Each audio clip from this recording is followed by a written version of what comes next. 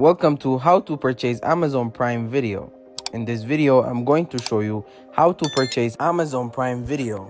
Now, purchasing Amazon Prime Video does not mean you have to purchase only video. You have to purchase the whole Prime subscription that comes from Amazon. So to do this, you can either do it from the Prime Duty app, but the easiest way I could recommend you is that you open your browser, then go to this website called amazon.com/mytv/Amazon Prime. Once you have done that, you want to make sure to sign into the Amazon account where you want to purchase the Prime Video off.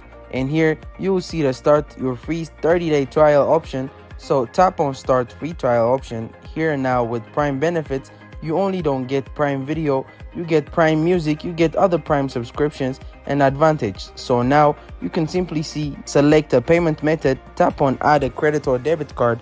After you have done that, tap the continue option and then you'll be able to purchase Amazon Prime Video. That's all it takes to purchase Amazon Prime Video. Hope this video was helpful, and if it was, don't forget to like and subscribe to my YouTube channel. And if you have any question, doubt or suggestion, please leave it in the comment section below.